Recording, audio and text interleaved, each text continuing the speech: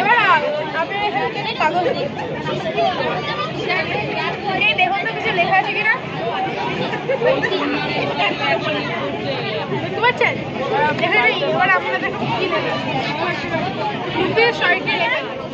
এই রুপিস 60টি লেখার জন্য আমরা ব্যবহার করেছি পলাশার সাইরাইড, যার কোনো গন্ধ নেই। এরপর আমরা যখন রেগুলার ফেরিক ক্লোরাইড এবং দ্রব্য দিয়ে স্প্রে করলাম, তখন ফেরিক ক্লোরাইড পলাশার সাইরাইডের সঙ্গে বিক্রিয়া করে ফেরিক সাইরাইড এবং যার গঠনটি বা ব্লু।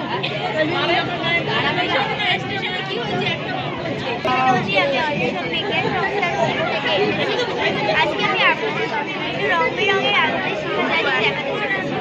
আমরা সবাই নিশ্চয়ই আগুন এবং আতশবাজি দুটোই দেখেছি।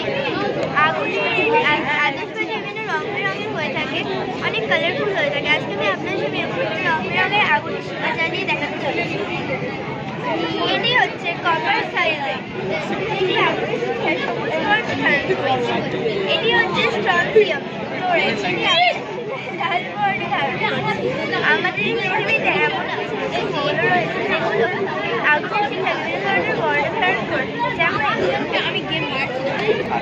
এখানে হচ্ছে শিশি আমার কথা শোনো। বাবা এটা বলো দেখি।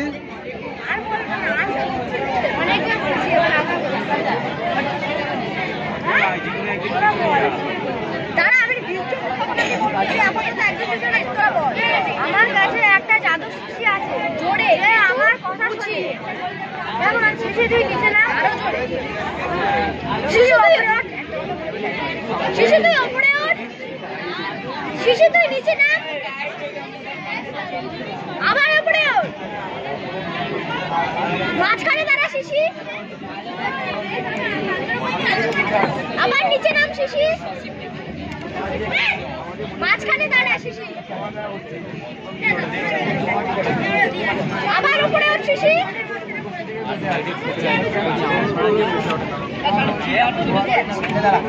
এই ঘটনাটি ব্যাখ্যা দেবে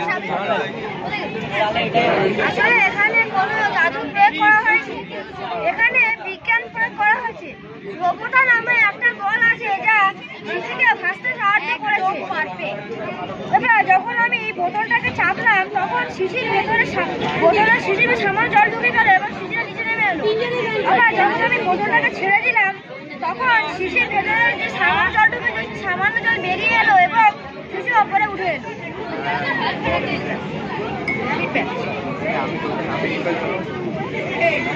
আমার কাছে এটা জাদু।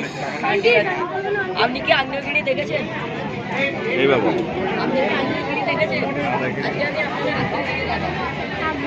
বিশেষ বিশেষ ধরনের বিভিন্ন বৈজ্ঞানিক অনেক কিছু দেখাচ্ছে এখানে।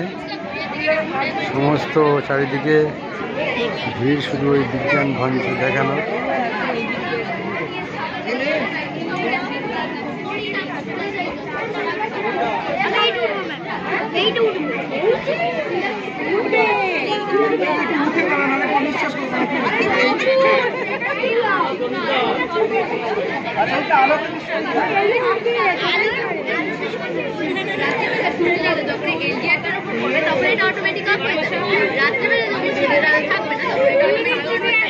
এবার আপনাদের মনে প্রশ্ন আসতেই পারে, আলোটা দিলাম, এটা অফ হলো, আলোটা সরালাম, এটা অন হলো। কিভাবে হলো?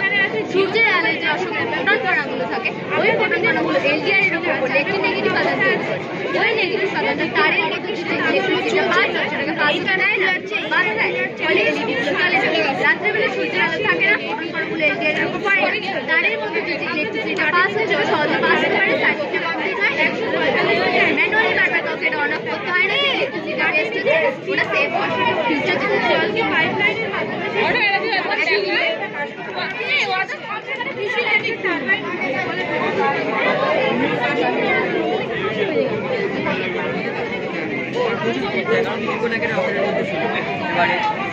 কমানোর জন্য তাদের যাতে স্পিডটা কমে আসে, না হলে তো যখন তখন ক্র্যাশ খেয়ে যেতে পারে। যেরকম চন্দ্রযান 1-এ হয়েছে। এবারে মানে যখন একটা সাকসেসফুলি বেরিয়ে আসে, তখন ভেতর থেকে আসে আমাদের প্রোগ্রামের মাধ্যমে আমরা সব কিছু জানতে পারি। প্রোগ্রামের চাইতে মাটিতে ধরে আমাদেরকে বলে তাদের বায়ু, পরিবেশ, প্রকৃতি যে সমস্ত তথ্য সব এই জানতে পারে। এটা আগে এখানে সিগন্যাল দেয়, তারপর এর থেকে যায় আমাদের অরবিট থেকে আমাদের সায়েন্টিস্টরা জানতে পারে যেগুলো আমরা জানি আর আমরা যেগুলো এবং শিশির ভেতর যে ফাঁকা স্থান ছিল তার ভেতর ঢুকে যাচ্ছিল এবং শিশির ওজন বৃদ্ধি হচ্ছে। বিজ্ঞান ভবনে চলছে বিভিন্ন বিজ্ঞানীর জিনিস দেখানোর জন্য। বিজ্ঞানী আসছে। এর ওজন কমে গেল আর আস্তে আস্তে এটি উপরে আর সবগুলো একই টাইপের হচ্ছে তো।